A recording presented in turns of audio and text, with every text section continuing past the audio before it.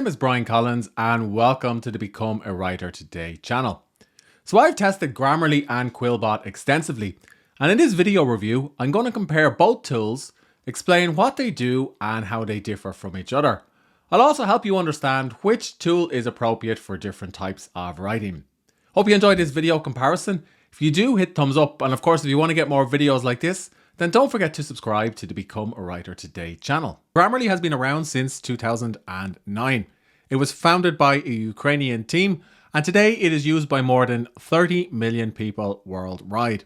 In other words, it's not just used by writers, it's used by anybody who works with the written word. Quillbot hasn't been around as long as Grammarly, but it has a fairly big team that are based in India. And it also has some tools which have attracted the attention of writers. For example, the Plagiarism checker and the citation generator. Both Grammarly and Quillbot are basically tools that you can use to grammar check your writing, to check them for plagiarism and other issues, to manage citations, and also for copy editing. In other words, they're tools that you can use whether you're writing articles, blog posts, papers, or any type of professional or even personal writing. The tools require internet access to work, and they operate via a plethora of apps as well as plugins and add-ons, some of which I'm going to show you in this comparison. Grammarly is of course ubiquitous. You can use it as a plugin for your web browser. In fact, for most popular web browsers. You can also use it for your apps, writing apps, and word processors. There is an app that you can download to your desktop, which I use all the time, and also a web app as well as Grammarly keyboard for your mobile devices. For the purposes of this comparison, I'm going to focus mostly on the web app. Quillbot is not quite available for as many apps, browsers, and so on as Grammarly. So you can get an extension for Chrome and other browsers and also for Word, or you can use the web app, but you're not going to have as much use or luck using Quillbot on your mobile device. The premium version of Grammarly costs approximately $30 per month. I say approximately because you can save money by taking out a quarterly or annual subscription, or you can avail of an affiliate discount that I have a link for in the bottom of this video. Whatever your choice, both the free and premium versions are good. If you take out a premium subscription, you also get access to full sentence rewrites, a tool for improving your word choice, tone suggestions, a citation manager, and an advanced plagiarism checker, which is quite good, which I use regularly. Quillbot is also free to try. However, to get most use out of it, you're really going to need to upgrade to the premium version because there is a strict word count limit on what you can do with the free version. So for example, you can only paraphrase 125 words with the free version, which isn't very much. So the premium version is quite affordable. You can take out an annual subscription, which will cost you $49.95, a semi-annual or monthly subscription at $9.95. There's also a version for Quillbot for Teams. So that does make Quillbot a little bit more affordable than Grammarly. However, it does look or lack some of the advanced tools that Grammarly has, such as an AI-powered writing assistant. You also have to pay extra for plagiarism checks. Those are built on a per page basis. For context, an average page is 250 to 300 words. So do factor that in if you're taking this out for checking your work for plagiarism. And on another video on this channel, I do a deeper dive into how the plagiarism checkers work for both tools. Both Grammarly and Quillbot offer a money-back guarantee, and you can also pause your subscription or take a break for Grammarly and for Quillbot. In fact, what I sometimes recommend to writers is take out a free version of Grammarly, use the premium version for a once-off or short-term project, and then you can downgrade if you like. You could, of course, take out a free version of Quillbot, but you are going to be a little bit more restrained. For the purposes of this comparison, I've taken an article with a number of typos and grammar errors. I'm going to paste it into the web app on Grammarly. So as you can see, it scans it for grammar errors pretty much instantly.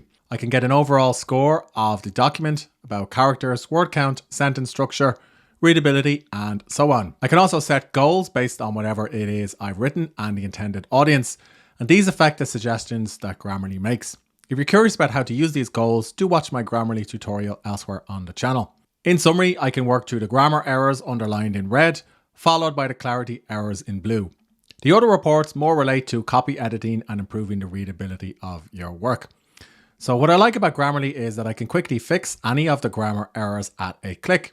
And if I need any context behind any of these grammar errors, I can click on Learn More. Grammarly, the premium version, will give me a detailed explanation of the grammar rule that I've broken and some other additional examples. Now let's paste in the same piece of writing into Quillbot. When I paste in the same piece of writing, it's going to take a little bit longer to scan it for grammar errors and other spelling issues. Now in this case, the grammar errors are surfaced a little bit differently to Grammarly. So they're underlined in red and I get a similar tooltip to what I get in Grammarly. However, there's no right-hand sidebar that I can quickly access. So arguably, it's a little bit quicker to go through the Grammarly web app than through Quillbot. It'll also surface sentences that don't read that well in blue, and again provide me with some recommendations for how I can rewrite and fix some of these. Interestingly, the improvements that relate to readability vary by writing app. So you can see here I spend a lot of time considering. Grammarly said the phrase "a lot of" may be wordy, and I could shorten this sentence by using the word "much." Now it's not a critical fix, but it would improve the quality of this particular article. However, if I go over to Quillbot, it's not going to provide me with the same suggestion. So that is something to bear in mind. Here is another sentence. Crypto and Web3 fascinated me for years. So I've written that in the active voice. However, Quillbot has suggested that I change this to "for years I've been fascinated by cryptocurrency and Web3. So I guess it's up to me, the writer, to decide if this particular change actually makes sense. My takeaway from using the grammar checker in Grammarly and Quillbot is that they're reasonably comparable. However, it's a bit faster to use the one in Grammarly. Grammarly also has a means of accepting all changes at once. That's not really possible with Quillbot. You're going to have to review the suggestions manually. As an example of the ability to accept 4 suggestions at once, here is a tooltip that I can use to apply all of these suggestions to this article. And of course, I can dismiss one of these if I don't agree with them. However, if I take the same article and if I decide to paste it into Quillbot, there's no real ability for me to do this. Instead, I need to review the suggestions one by one.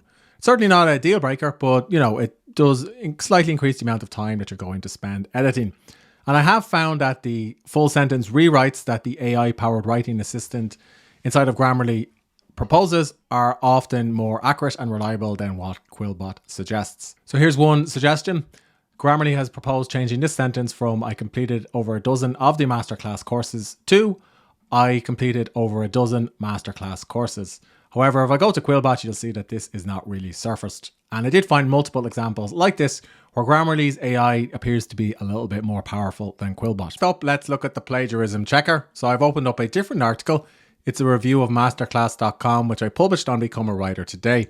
So if I scan this for plagiarism, Grammarly will scan it against text that's appeared on web pages online. The caveat here is that Grammarly is checking against content that's freely available. In other words, it's not scanning against academic papers, gated content, books, and so on. Now let's paste in the same article into Quillbot, and I'm going to click scan. So this particular article will cost me about 5 or 6 pages. It's approximately 3,000 words in length. So this particular article will consume 24 pages, and I've already bought additional credits for this. So I'm going to go ahead and click scan. And now Quillbot will take a few minutes to scan this article against other content that has appeared online, and potentially against some gated content as well. The Quillbot plagiarism checker takes a little bit longer to run, and it surfaces results a little bit differently. So it highlights identical words in red. So these are all highlighted in red based on the article that appears on my site. And it's also found some potentially nefarious links that I may want to check. Interestingly, Grammarly did not flag every single one of these. However, I do have to pay more to use Quillbot because it's billed on a per page basis. So my takeaway is if you're writing academic content, you may want to use the Quillbot plagiarism checker, with the caveat that you will need a small budget for it. It's not a huge amount, but it will cost you if you're writing a lengthy thesis. However, if you're writing content that appears primarily online or checking content by other freelance writers, then the Grammarly plagiarism checker should suffice. One particular Quillbot tool that I did like is the summarizer. So this could be useful if you've written a long essay and you need to write an abstract, or perhaps you need to write some copy for an email that you're going to send promoting the article in question. So you can paste in your article, select some keywords that you want to ensure are included, then simply click summarize, and then Quillbot will produce a longer or shorter summary of the article in question, and it will of course highlight the relevant keywords. Now, I would still recommend that you go through this, read it and copy edit it. Don't just use it verbatim, but it can be a little bit of a time saver. The Quillbot citation generator is quite good. Here's an article that appeared on Ireland's national newspaper, the Irish Times. I can go ahead to the citation generator, paste in the URL in question, click cite and just make sure that I have picked the correct citation style. Now Quillbot will give me a citation that I can use for my writing. So I'm going to copy this to my clipboard and paste it into text edit so you can see what this looks like. And as you can see, I have a correctly formatted citation and also a library where I can manage all of my citations based on my preferred citation style. Grammarly has also begun rolling out a citation manager. However, it's in beta and the tool is still being developed. It works across public journals and also Wikipedia.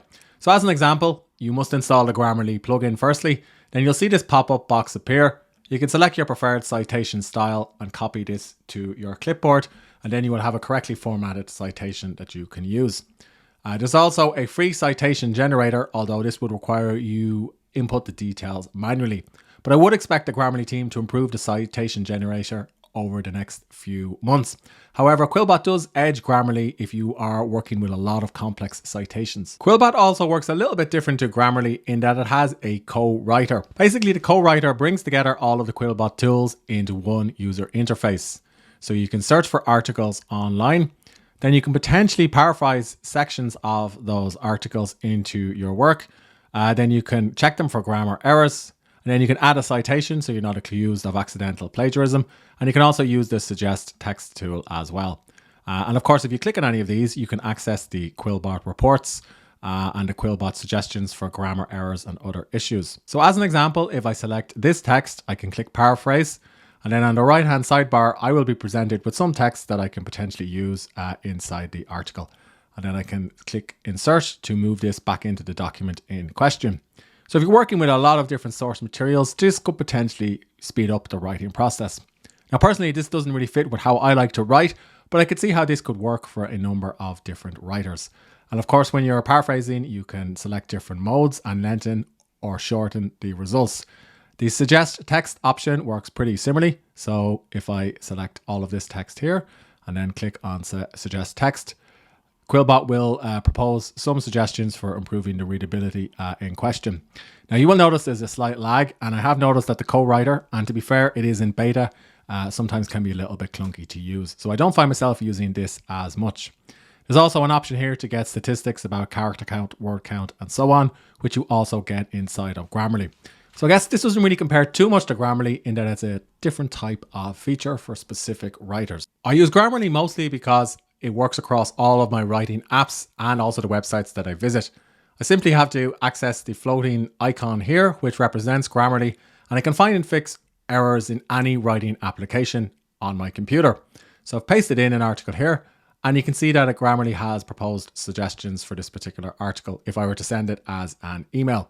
Quillbot works similarly to Grammarly, so just simply look for the floating icon, and you can click on the number or you can click on this icon here to rewrite text.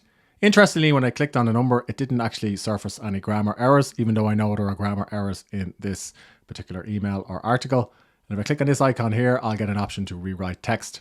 So I found this a little bit clunkier to use in email and for writing on social media versus the Grammarly plugin. One reason why I like Grammarly is that once you install the desktop app, it'll work across any writing application. So as an example, this is the markdown writing app Ulysses, which I use to write blog posts for my site. Elsewhere on the channel, I do a deep dive into using Ulysses. You don't need to use Ulysses, but this is just me demonstrating how Grammarly can work on any writing app. So simply use the app as normal and then look for the floating icon, and then you could quickly access all of the Grammarly reports for correctness, clarity, engagement, and delivery. So this is a real time saver, and it reduces the amount of copying and pasting that you may do between your writing app and the web browser. And this is probably why I use Grammarly the most. My final takeaway from testing Grammarly versus Quillbot is that Grammarly is more powerful. Its AI-powered writing assistant will catch more errors, and it's easier to use. You can also use Grammarly pretty much everywhere. However, Grammarly does cost $30 per month to get access to some of its premium tools. So that cost can deter some new writers, but if it does, you can always take out the free version. Quillbot is good too, and it is much more affordable at $10 per month, with the caveat that you're going to have to pay extra for the plagiarism checker. It has some tools that Grammarly doesn't really do, such as co-writing, a summarizer, and a more advanced citation generator. My takeaway is that Quillbot may be for you if you're on a more limited budget and you don't want to use Grammarly for some reason, or if you're writing in academia and need access to a different type of plagiarism checker. Personally, I use Grammarly the most, but I can see how some writers could also get a benefit from Quillbot. So I hope you enjoyed this comparison review of both tools. Which one are you going to use? Let me know in the comments section below this video. And if you want to get more profiles like this, don't forget to subscribe.